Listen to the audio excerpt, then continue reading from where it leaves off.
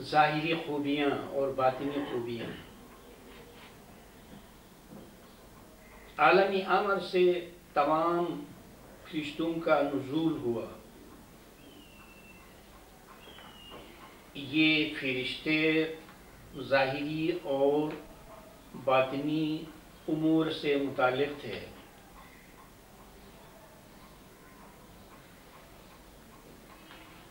آج دنیا والے فرشتوں کو نہیں پہچانتے ہیں، لیکن فرشتوں کے نتائج کو یا فرشتوں کی لائی ہوئی چیزوں کو جانتے ہیں اور پہچانتے ہیں۔ وہ چیزیں جو حجت قائم کی ذات میں فرشتوں نے لا کر دنیا میں بکھیر دی، وہ آج کی سائنسی ترقی ہے، مادی ترقی ہے، جو ایک طوفانی شکل میں روان دوان ہے۔ اور مومنین کے لیے جو خصوص اور خاص نعمتیں لائی گئی تھی، وہ علم ہے، حکمت ہے، تعویل ہے اور اسرار ہے۔ تو یہ ساری چیزیں فرشتوں نے حجت قائم کے زمانے میں لا کر ظاہراً و باطناً بکھیر دی ہے۔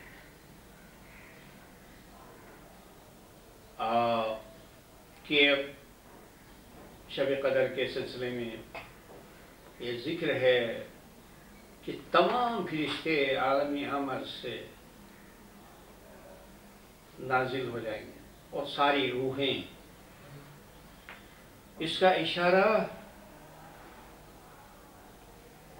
آج کی ظاہری اور باطنی ترقی کی طرف ہے۔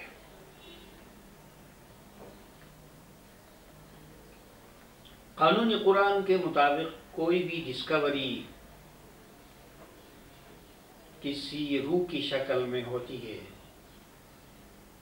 کسی فرشتے کی صورت میں ہوتی ہے، تو جیسا کہ میں نے ابھی کہا، دنیا والے فرشتے کو نہیں پہچانتے ہیں، لیکن فرشتے کی لائی ہوئی چیز کو پہچانتے ہیں اور اس سے فائدہ اٹھاتے ہیں۔ تو تعریف ہے حجت قائم کی، اور قائم کے سارے کاموں کو حجت قائم نے انجام دیا، حتیٰ کہ قیامت کو بھی اسی نے برپا کر دیا۔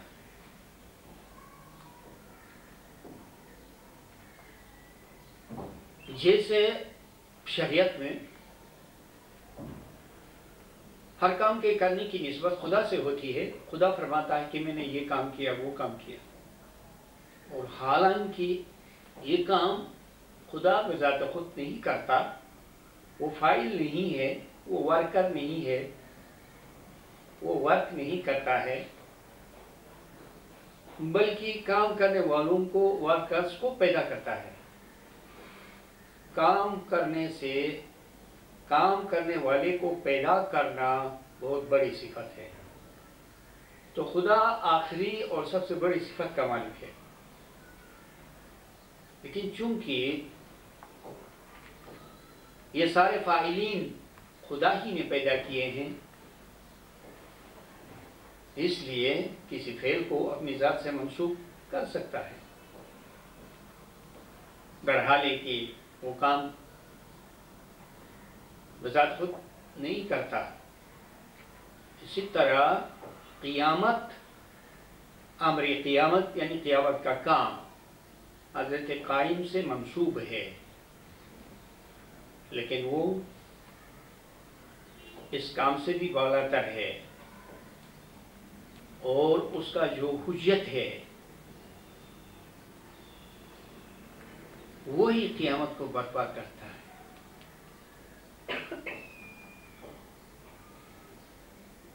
میں ایک واقعہ سنانا چاہتا ہوں جو داستانی سفر ہے. جس زمانے میں فوج میں تھا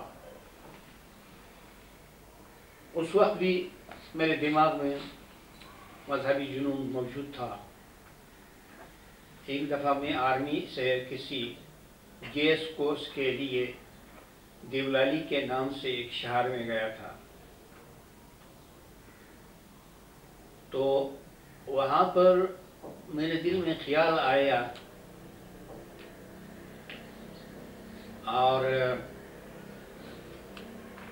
میں نے چاہا کہ یہاں پر کوئی اپنا مذہب کا کوئی ساتھی ملے. تو ایک شخص پر مجھے گمان ہوا کہ شاید یہ اسماعیلی ہوگا. ایک چٹ لکھ کر دیا ٹوٹی پھوٹی انگریزی میں, Who is آغا خان. یہ جاننا چاہتا ہے کہ وہ معتقد ہے تو کچھ کہیں. تو اس نے جواب میں لکھا کہ آغا خان ایک آدمی ہے جو مہدی موعود ہونے کا دعویٰ کرتا ہے. آغا خان ایک آدمی ہے جو وہ دعویٰ کرتا ہے کہ وہ وہی مہدی ہے جس کے آنے کا وعدہ کیا گیا تھا. اب میں ایک طرف سے مایوس ہو گیا کہ میرا گمان غلط نکلا اور اس مسافرت میں بس ایسے ہی رہوں گا کہ میرے ساتھ کوئی مذہبی بھائی نہیں ہوگا. لیکن ایک بات کا پتہ چلا کہ کسی طرح سے یہ بات پھیلی ہوئی تھی انڈیا میں. اس وقت انڈیا تقسیم نہیں ہوا تھا.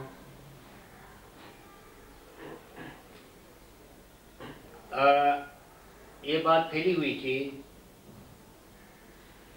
کہ امام نے فرمایا ہوگا کہیں کہ میں مہدی ہوں, کیونکہ بعض احادیث میں مہدی کے آنے کا ذکر ہے. وہ یقیناً وہ مہدی یہی امام ہے اور یہی امام تھا اور اس کے سوا کہیں کوئی مہدی ہونے کا گمان بھی نہیں ہو سکتا ہے. تو یہ بات سچ ہے. اس نے سنی ہوئی بات بتا دی کہ امام کا یہ فرمانا کہ وہ مہدی موعود تھے یہ سچ ہے. اور بہت سی پیشگوئیاں جو قرآن میں ہیں جو حدیث میں ہیں وہ امام پر پوری ہو جاتی ہیں. تو چونکہ عید الفطر کا موقع ہے, اس میں رمضان کے بارے میں اور عید الفطر کے بارے میں کچھ کہنے کا ہے, تو کچھ دین کے حوالے سے آپ کے سامنے بہت ساری تعویلات بیان کی گئی اور سب صحیح ہیں اور صحیح طور سے ان کی ادائیگی ہوئی. تو میں نے حجت قائم کے بارے میں گزارش کی کہ حجت قائم ہی تھے جنہوں نے قیامت کو برپا کر دیا. اور لوگوں کا یہ گمان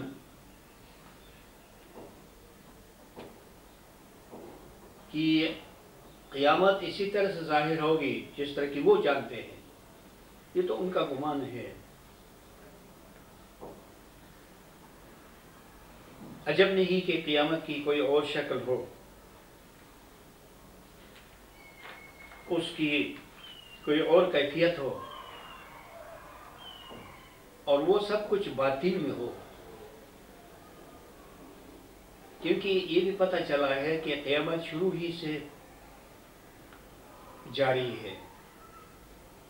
آگے کی بات نہیں کریں گے، صرف زمانہ آدم ہی کو لیں گے کہ زمانہ آدم ہی سے قیامت کا سلسلہ جاری و ساری ہے.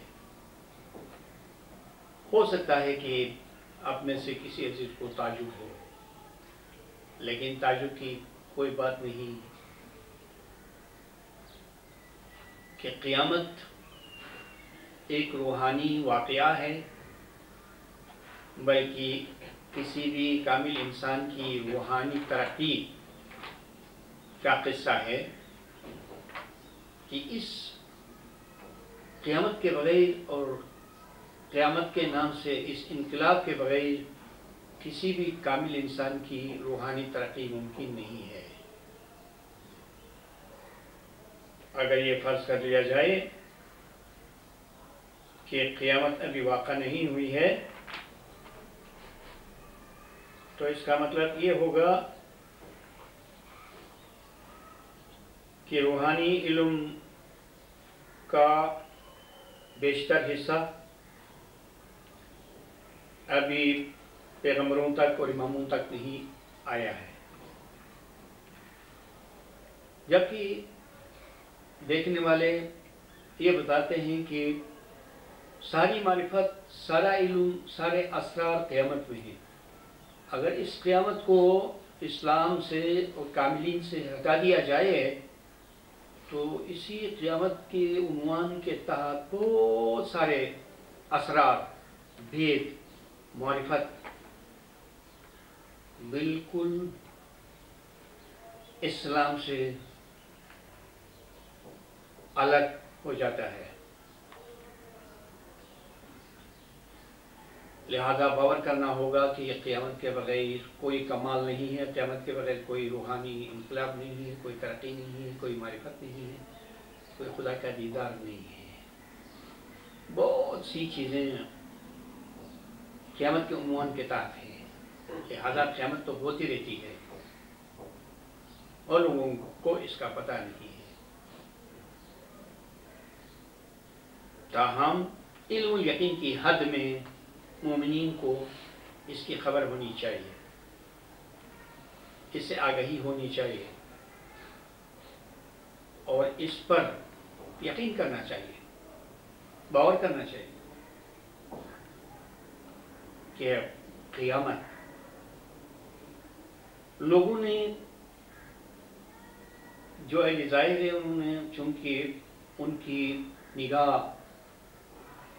ظاہری واقعات تک محدود ہے، اس لیے وہ یہ سوچتے ہیں کہ آسمان پھٹ جائے گا اور زمین ہل جائے گی، ستارے گر جائیں گے، آفتاب جو ہیں ایک دو نیزے کی مسافت آدمی اور آفتاب کے درمیان ہوگی، یعنی آفتاب اپنی جگہ کو چھوڑ کر سورج بالکل سر کے اوپر آ جائے گا، اور ایسی ایسی علامتیں بیان کرتے ہیں. حالانکہ یہ سب تمثیلات ہے اور تمثیلات کی تعویل ہوتی ہے، اور یہ سب کچھ روحانیت میں ممکن ہے. آسمان کا پھٹ جانا، زمین کا ہل جانا، بونچال آنا، یہ ساری. تو چونکہ وہ خود کہتے ہیں کہ ہم عالی باطن نہیں ہیں، کسی کو طنز کرتے ہوئے انہوں نے کہا کہ ہم عالی باطن نہیں ہیں، تو اس میں ان کی دستبرداری ہے باطن سے، حکمت سے، تعویل سے، بیدون سے، قیامت سے.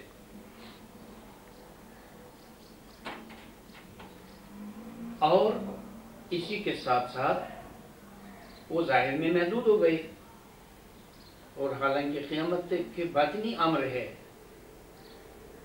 بے شک ہم میں سے ہر ایک کو